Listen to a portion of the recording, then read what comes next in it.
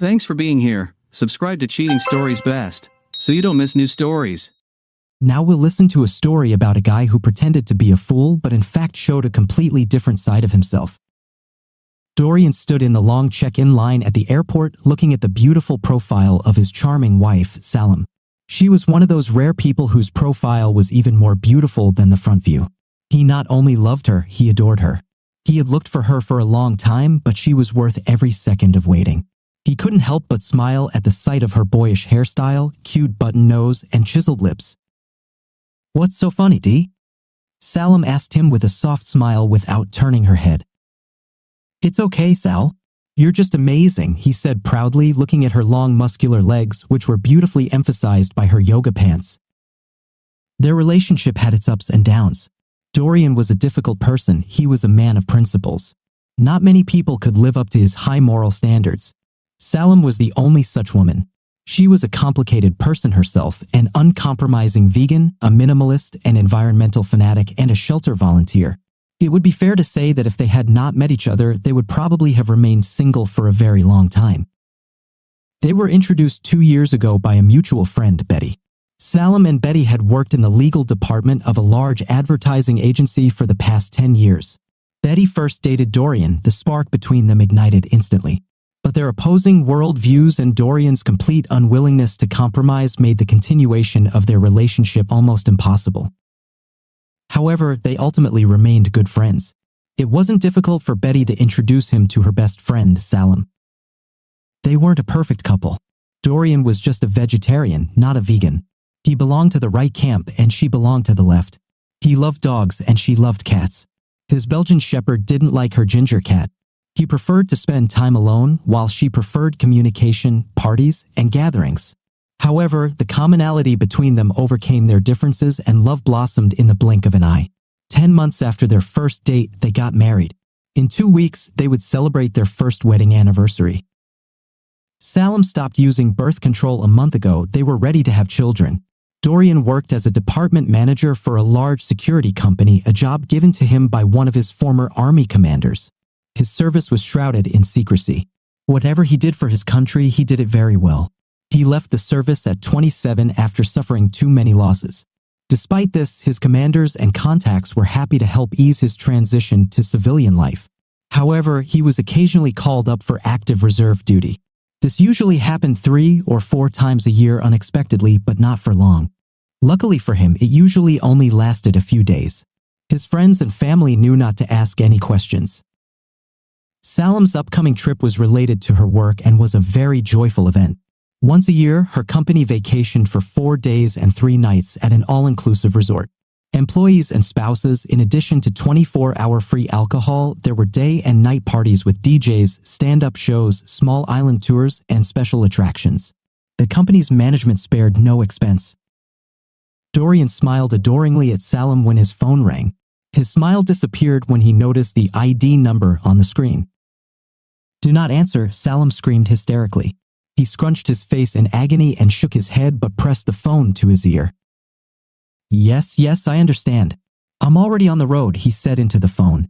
"No," said Sal. "I'm so sorry," Dee whispered honestly. "You know I have to go.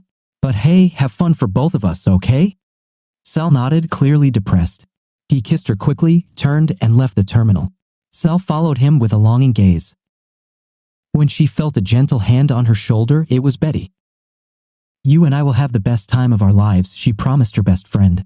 "From now on, you're stuck with me." The flight and drive to the resort were relatively short and check-in went smoothly. Luckily, Betty and her hotel roommate, Lisa, had a room not too far from Salam's.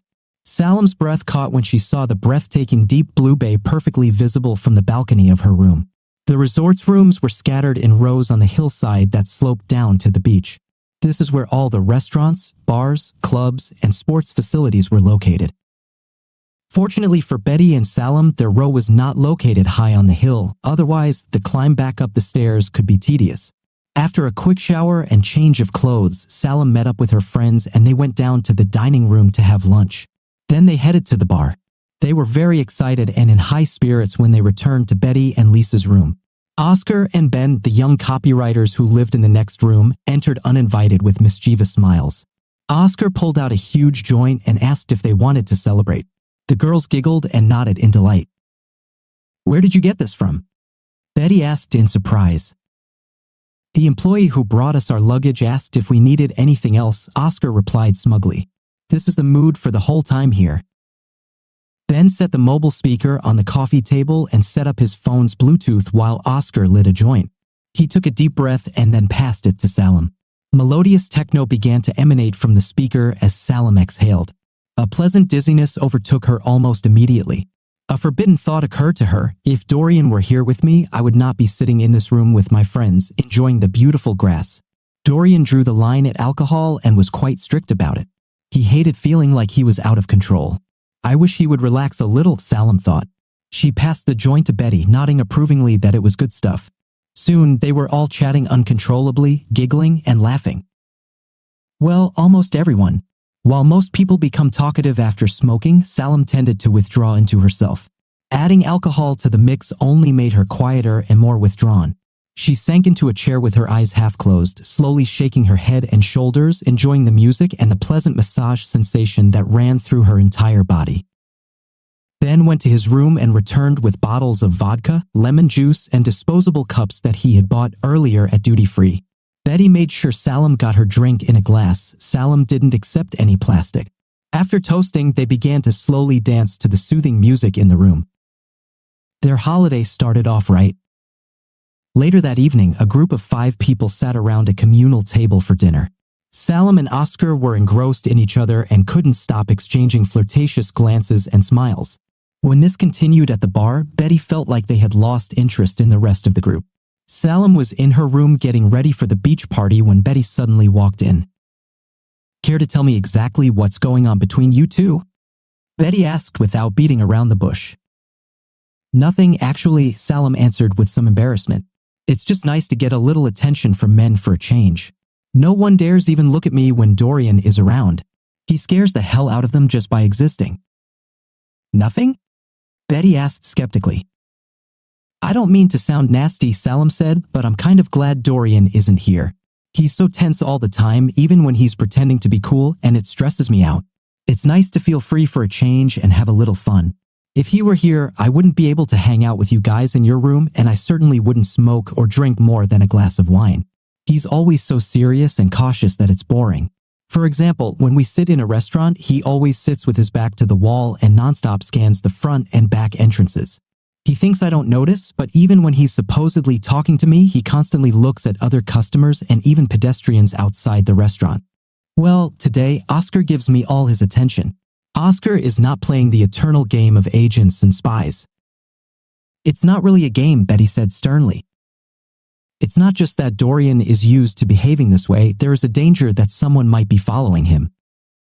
"I know, but he's not here now. He left and I was left alone, so now I have a few days to really relax. This is my first chance in 2 years to relax a little, and I'm going to make the most of it. Just be careful, okay?" "Of course." Later that evening, Salim came into Betty's room again. She could hear muffled voices coming from the beach. She wasn't surprised to find Oscar and Ben sitting next to the coffee table holding drinking cups and smoking weed. When they saw her, their jaws dropped. She wore a short black dress with straps that didn't leave much to the imagination. The 2 stoned men were literally drooling. Salim could hear a bunch of sounds coming from the bathroom. Betty and Lisa were preening there. Oscar offered Salim a drink and a joint. When Betty and Lisa finally emerged, Oscar and Ben exchanged knowing glances. They felt like the happiest people on the island. There was a full moon that night. The beach festivities hardly needed any extra lighting. By 10 p.m., many of the revelers could barely stand. Open bars made everyone too drunk. Betty's company felt much the same. In addition to being drunk, they were slightly overheated. Oscar wouldn't leave Salim's side, and Betty didn't like how Salim let him hug her here and there. Ben desperately tried to make some moves regarding Betty and Lisa, but he was constantly stopped. There was nothing personal about it. They did the same to every man who stumbled and took his shot, no matter how drunk they were. Both Betty and Lisa knew that dating a coworker was a bad idea. As midnight approached, the DJ started playing melodic techno, and the gentle sensual beat really heated things up on the sandy dance floor. Oscar and Salim slowly walked away from the rest of the group to the edge of the crowd. When they thought they were anonymous enough, they moved closer and she wrapped her arms around his neck. He responded by wrapping his arms around her waist and placing his hands on the small of her back. In addition to the drinking, smoking, and sensual dancing, there was another factor that made this evening deadly for Salam. Estrogen levels in her body were at a monthly peak. That night was their biggest mistake. The next morning, Salam woke up with a terrible hangover and Oscar was nowhere to be seen. At first, everything was in a fog. She didn't understand where she was. The first coherent thought that came into her head, like a poisonous arrow piercing her temples, was, "My marriage is over." This terrible thought soon turned into panic. The guilt and shame were more than she could handle. What have I done? She wanted to scream but couldn't. She pulled her hair, but she didn't have the strength. She ran to the bathroom to throw up, but nothing came out. She was so thirsty that she drank rusty water straight from the sink faucet. She then returned to her bed and collapsed, wrapping herself in sheets. She cried bitterly. After a while, a gloomy thought came into her head and she ran out onto the balcony. A slope, she thought. It's a slope. I can't even kill myself. Desperate and broken, she returned to bed and lay there for several hours without moving. In all the possible scenarios she played out in her head, Dorian would eventually find out what happened.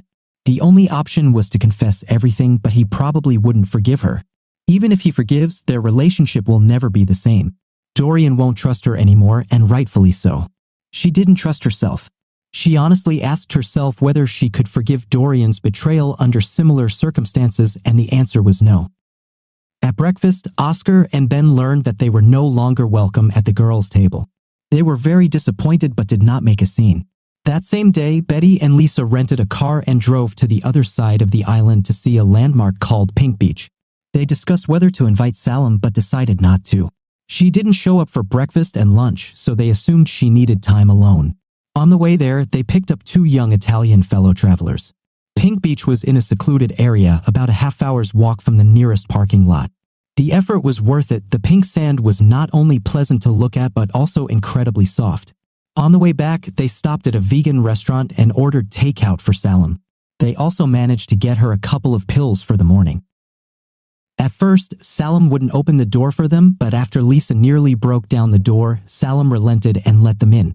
She looked terrible, disheveled hair, a swollen red face that spoke of many tears, and a stale smell that suggested that she had not taken a shower since the day before. Betty and Lisa pulled their friend into a long group hug. It took a lot of convincing, but Salam finally agreed to take a shower and then eat something. However, she flatly refused to go down to the dining room with them. She didn't want to see knowing glances or hear whispers. Completely sober and unable to sleep, Salam spent a long and painful night. Her mind raced, asking difficult questions and giving no answers. How would she tell Dorian? How much would she tell him? How could she convince him that it was a one-time mistake and that she was willing to do anything to make up for the mistake? Finally, after all the mental anguish, she came to a painful decision. She was a practical girl. If she was destined to lose her husband, she had no choice but to move on, despite all the grief she felt. The next day at lunch, Betty and Lisa were surprised to see Salam burst into the dining room in a flowery sundress, looking gorgeous and smiling. However, she avoided looking at the other customers. The dinner went well, and she even joined them for the final party on the beach that evening. But this time, she avoided drinking and smoking. At 2 o'clock in the morning, Salam heard a light knock on her door. She hadn't slept. When she opened the door, she was surprised to find Oscar standing alone with a pleading look. She shook her head and closed the door.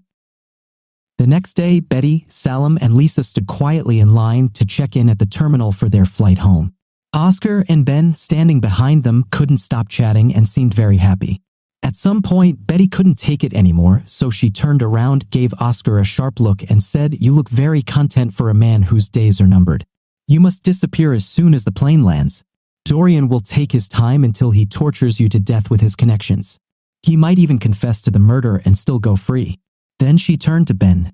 "He'll probably think you were an accomplice, Ben. I wouldn't be surprised if he was waiting for you at the airport when we land." Both became white as a sheet. They didn't know anything specific about Dorian's military background, but he was still the biggest, baddest guy they'd ever seen. Salam called Dorian and insisted that he not pick her up from the airport since Betty would take her home. Salam thought Dorian would probably know something was wrong as soon as he saw her. She didn't want them to end up in a ditch on the side of the road.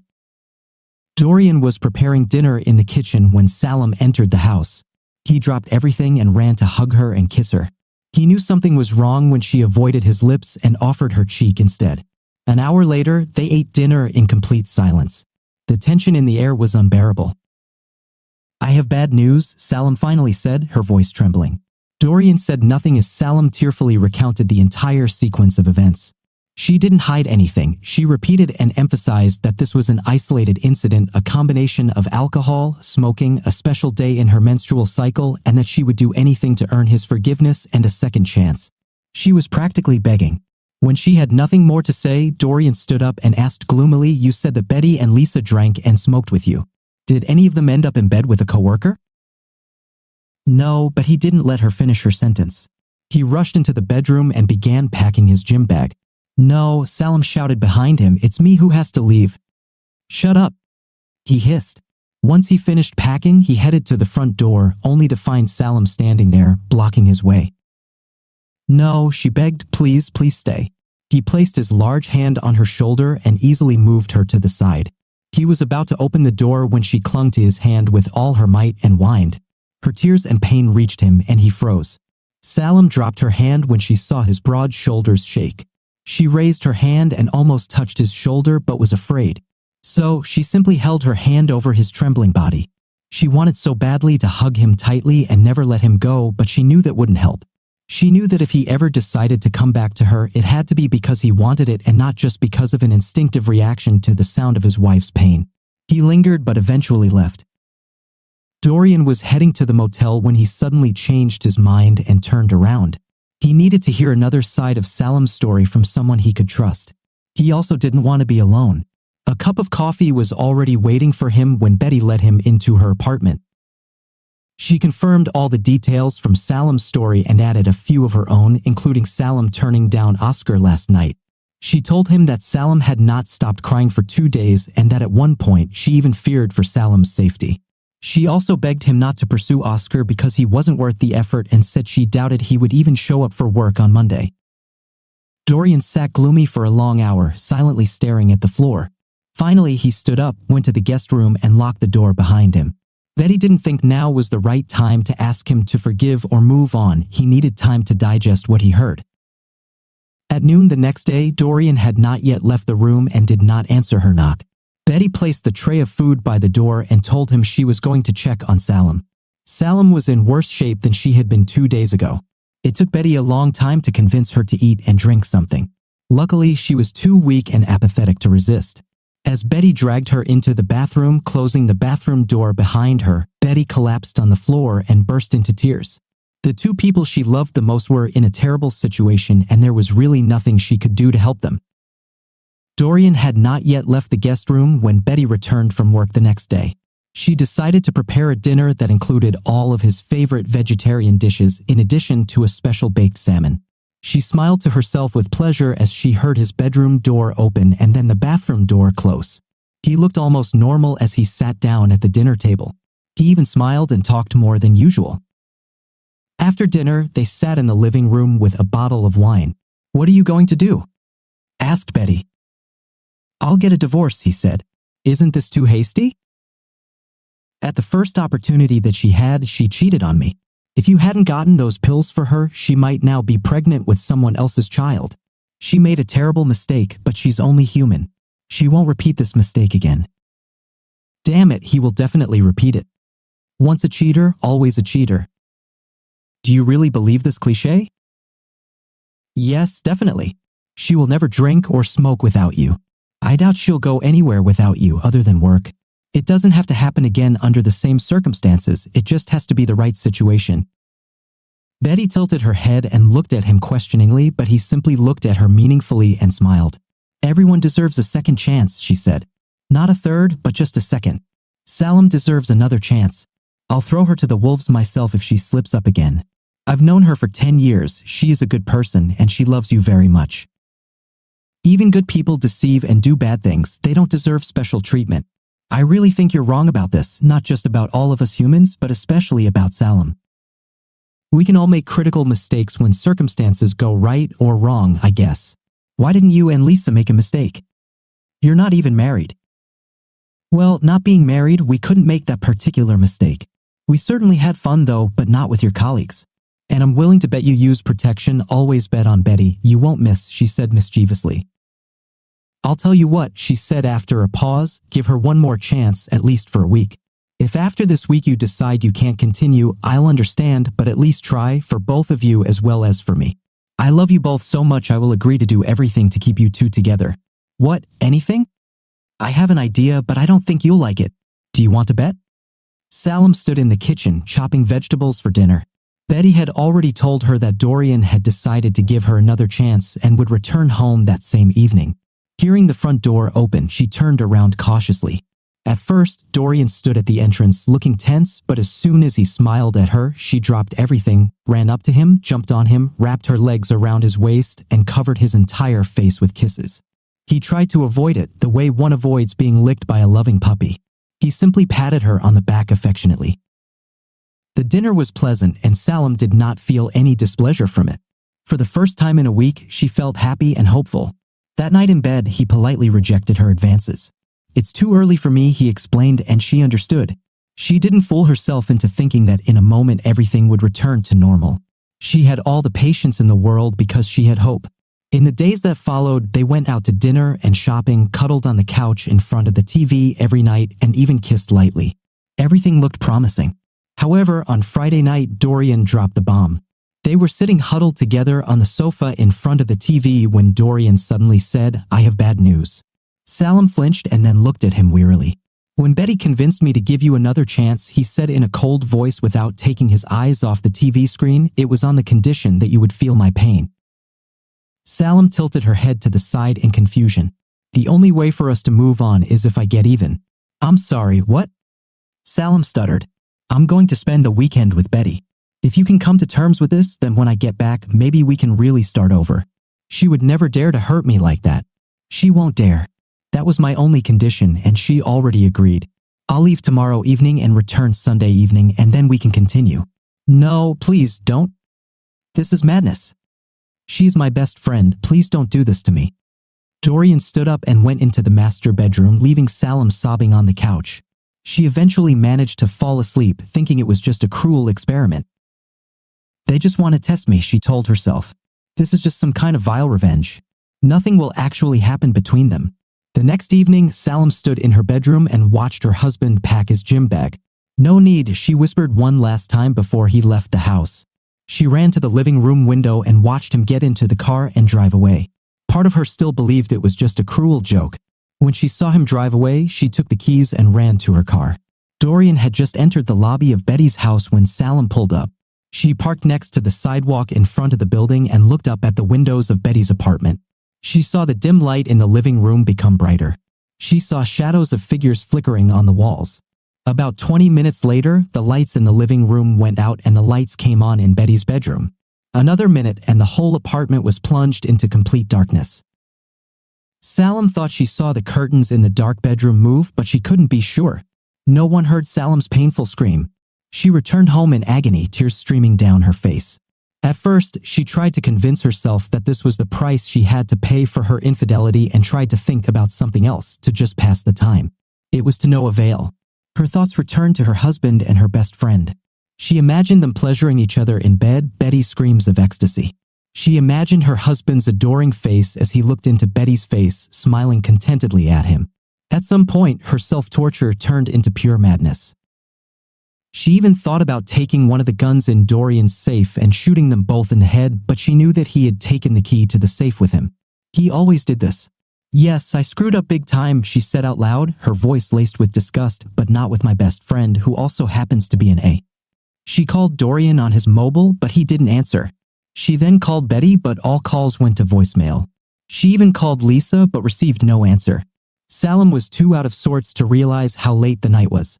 Each failed call was a painful blow, another part of the conspiracy against her. Finally, in complete despair, she called Oscar. He arrived quite quickly and behaved like a real gentleman. He patiently listened to her desperate cries and explanations, handing her a glass of water as she settled comfortably on his lap, trembling. He gently patted her shoulder. When she calmed down a little, he kissed the top of her head soothingly, assuring her that everything would be fine. When he saw that the first kiss had helped, he kissed her on the cheek. He certainly didn't resist when she suddenly kissed him passionately. In the bedroom, they repeated all their exercises from their last night together, but this time it was even more exciting and enjoyable for Salim. It was revenge, and there was nothing hotter. Only after the third time did they both collapse onto the sheets and fall into a deep, sweet sleep. After some time, Salim woke up from her deep sleep because the light came on in the bedroom. Why does this idiot have to turn on the light when he goes to pee? She thought. She turned over in bed and felt a hand touch someone's body. If he's in bed, who turned on the light? She thought in horror. She propped herself up on her elbows and, narrowing her eyes painfully, looked at what turned out to be two figures. After a few agonizing seconds, her sleepy eyes finally managed to adjust to the light.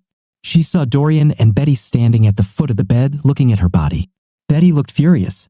Dorian looked down at Salim with pity and disgust, as if he were watching a gazelle being torn apart by a hyena. "You owe me $500, he told Betty. "Yes, I know," Betty answered coldly. "You were right. I wouldn't have believed it if I hadn't seen it with my own eyes." Guys, write how you liked the story and what you would advise a guy to do in his place. Your opinion is important for us. Until new videos.